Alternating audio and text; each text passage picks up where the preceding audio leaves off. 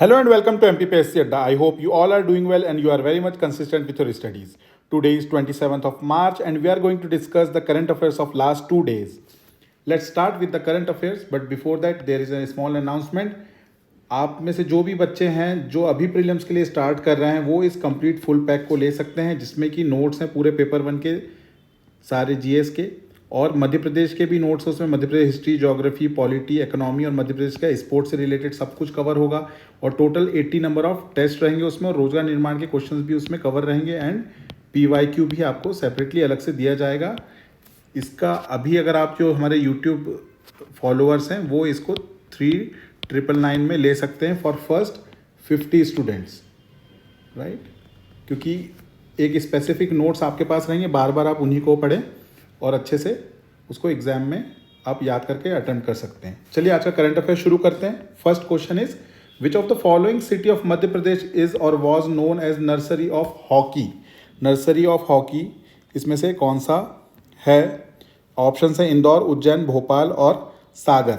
Correct answer is Bhopal. Bhopal को क्यों कहा जाता है नर्सरी ऑफ हॉकी? बिकॉज अभी तक यहाँ से 10 ओलंपियन निकले हैं, ठीक है। कहाँ से? भोपाल से।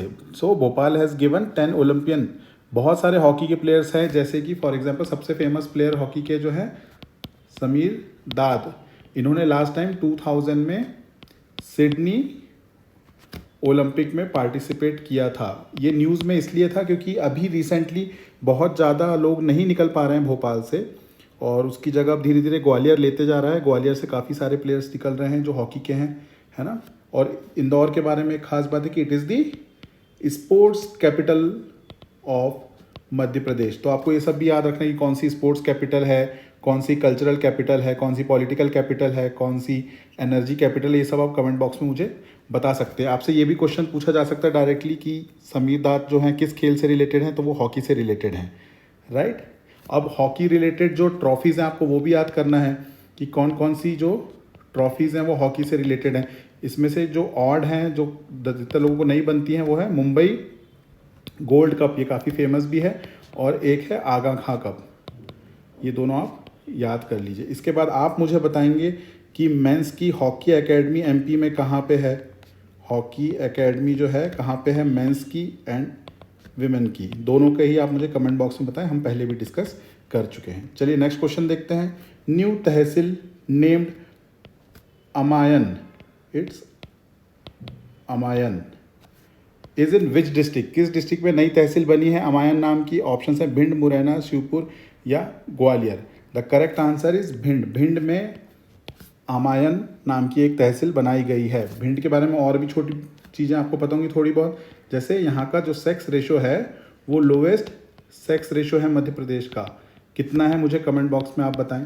और हाईएस्ट सेक्स रेशो कहाँ पे, ये पिछले बार एग्जाम में भी आ चुका है। हाईएस्ट सेक्स रेशो किस डिस्ट्रिक्ट का है ये भी मुझे आप बताएं, राइट।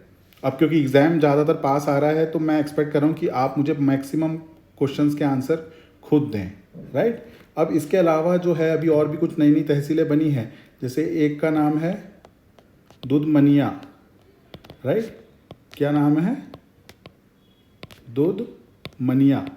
अब ये भी पूछ सकता है कि दुधमनिया जो है तहसील कहाँ पे है, तो ये कहाँ पे है? ये है सिंगरौली में, ठीक है। सिंगरौली क्या है? हमारी एनर्जी कैपिटल है, राइट।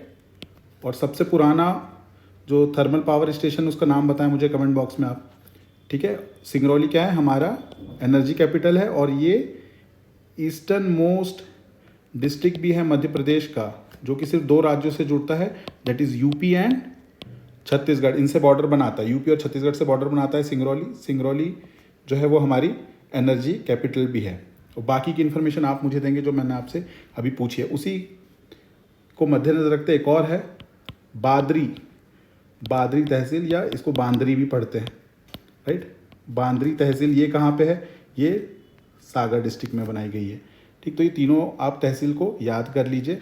भिंड के बारे में याद करें कि लोवेस्ट सेक्स रेशो है, हाईएस्ट सेक्स रेशो कहाँ पे ये आप मुझे बताएंगे। सिंगरौली जो है वहाँ पे भी एक दूधमनिया नाम की नई तहसील बनी है, वो हमारा एनर्जी कैपिटल है, जो कि ईस्टर्न मोस्ट डिस्ट्रिक्ट भी है हमारा सिंगरौली। यूपी और छत्तीसगढ़ से बॉर्डर बनाता है, right.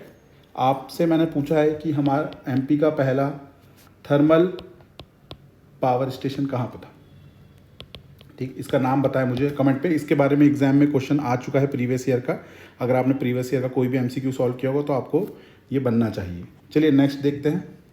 When was Tawa dam constructed, Tawa dam कब कंस्ट्रक्ट किया गया था। अब आप ये सोचेंगे कि ये स्पेसिफिकली मैंने आपसे तवा डैम से रिलेटेड क्वेश्चन क्यों पूछा है, क्योंकि ये न्यूज़पेपर में था। रीज़न क्या है, तवा डैम में नीचे सिल्टिंग हो गई है, ठीक है, काफ़ी ज़्यादा सिल्ट जमा हो गया है, तो अब यहाँ पे इसको निकालना है क्योंकि ये ब्लॉकेज कर रहा है। तो बहुत पहले जो इंजीनियर्स थे उन्होंने यहाँ पे कुछ ऐसी टेक्नोलॉजी यूज़ की थी, अगर इस टाइम पे नीचे वाले हम बैरिकेड्स को खोलते तो यहाँ से सिल्टिंग बाहर निकलते जाती। बट अनफॉर्चुनेटली जो इरिगेशन डिपार्टमेंट के कई इंजीनियर्स थे उन्होंने इस चीज़ को ओपन नहीं किया है पिछले 50 ईयर्स से, जिसके कारण अब 1100 करोड़ का खर्चा आएगा इसको क्लीन करने के लिए, ठीक है। यही सब चीज़ें अगर थोड़ी सी इम्प्रूव हो जाए तो जो गुड गवर्नेंस है, और ये वेस्टेज ऑफ मनी ही कहेंगे इसे, अगर आप ईयरली बेसिस पे इसको ओपन करते रहते तो आज ये नौबत नहीं आती कि इस पे 1100 करोड़ आपको खर्च करने पड़ते। तो इसीलिए न्यूज़पेपर में ये आया था। तो एग्जामिनर हो सकता है कि आपसे ये पूछ ले कि कब तवा डैम कंस्ट्रक्ट किया गया था, कब किया गया था, 1974 में। चलिए नेक्स्ट देखते हैं। Which state stands first in the export of wheat from India. नीचे दिए गए स्टेट्स में से कौन सा स्टेट है जो एक्सपोर्ट सबसे ज़्यादा कर रहा है वीट को और फर्स्ट पोजीशन होल्ड किए हुए है। The answer is Madhya Pradesh. Madhya Pradesh आज की डेट में 46% ऑफ वीट एक्सपोर्ट कहाँ से हो रहा है, मध्य प्रदेश से हो रहा है। जितना भी एक्सपोर्ट हो रहा है उसमें 46% मध्य प्रदेश से एक्सपोर्ट हो रहा है। इनफैक्ट मध्य प्रदेश का जो वीट है वो काफ़ी ज़्यादा फेमस भी है नॉर्थ इंडिया में भी। नॉर्थ इंडिया में अगर आप रहे हो कभी दिल्ली में, आपने अगर वहाँ पे राजेंद्र नगर करोल बाग एरिया में रहे हो तो वहाँ पे जो बहुत बड़ी बड़ी मिल्स हैं, आटा मिल हैं, उनके भी ऐड में यही लिखा रहता है कि मध्य प्रदेश के शुद्ध गेहूं का आटा, इस टाइप से ही प्रमोट करते हैं। चलिए नेक्स्ट क्वेश्चन देखते हैं। How many times Madhya Pradesh has received कृषि कर्मन अवार्ड। कृषि कर्मन अवार्ड एमपी को कितने बार मिला है अभी तक।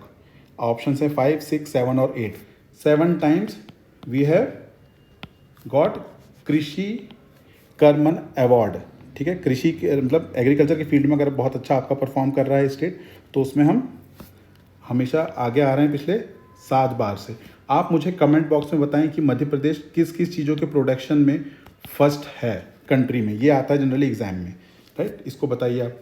नेक्स्ट क्वेश्चन है, chess world championship will take place from 3 April to 7 May in which of the following city. Chess की जो वर्ल्ड चैम्पियनशिप है वो कहाँ पे होगी या कहाँ होने वाली है। ऑप्शन है Iran, Afghanistan, Kazakhstan, none of the above. The correct answer is Kazakhstan. Kazakhstan में ये होने वाली है क्या, chess world championship. Next question देखते हैं। Rani Rampal stadium is in which city. ये स्टेडियम नया बना है और इसकी कुछ खास बात है इसलिए यहाँ पे हम इसको डिस्कस कर रहे हैं। रानी रामपाल स्टेडियम जो है वो कहाँ पे बना है। ऑप्शन है Jhansi, Gwalior, Raebareli and Gorakhpur. The correct answer is Raebareli. Raebareli में ये बना है और इसको हमने क्यों लिया है यहाँ पे अपने क्वेश्चन में आज, बिकॉज जो रानी रामपाल हैं she is the first women to get this honour. क्या ऑनर कि उनके नाम पे एक स्टेडियम का नाम रखा गया है। ये पहली ऐसी फीमेल हैं, पहली ऐसी विमेन है, ठीक है। और ये एक इंडियन हॉकी प्लेयर भी रही हैं बहुत फेमस, तो इनके नाम पे एक स्टेडियम रायबरेली में अभी बनाया गया है। Thank you very much. Exam को बहुत कम दिन रह गए हैं तो be very consistent with your studies और बार बार आप अपनी चीज़ों को चेंज ना करें। कुछ लिमिटेड नोट्स रखें, उनसे ही पढ़ें। बार बार स्टैंडर्ड बुक की तरफ अभी ना जाएं, ठीक है। स्टैंडर्ड बुक्स पढ़ने का टाइम गया, अभी सिर्फ आप अपने नोट्स से पढ़िए। जो भी आपने क्लास में बनाए हो या कोई पर्टिकुलर नोट्स को आप फॉलो करते हैं तो उनको फॉलो करिए। और आप कम से कम कोई बड़ी बड़ी 2 टेस्ट सीरीज सॉल्व करिए, ठीक है। एमसीक्यूज जितने ज़्यादा आप सॉल्व करेंगे उतना आपके लिए फ्रूटफुल रहेगा, ठीक है। जैसे आप हमारी टेस्ट सीरीज भी कर सकते हैं, वो ऑलमोस्ट 2 टेस्ट सीरीज से ज़्यादा ही है, उसमें टोटल 80 टेस्ट हैं। अगर आप इनको भी कवर कर लेंगे तो आप over the period of time देखेंगे कि आपके काफ़ी सारे फैक्ट्स रेडी हो जाएंगे, क्योंकि हमने एक्सप्लेनेशंस भी दे रखे हैं तो उन एक्सप्लेनेशंस को भी आप याद करते जाइएगा। Thank you very much, have a good day.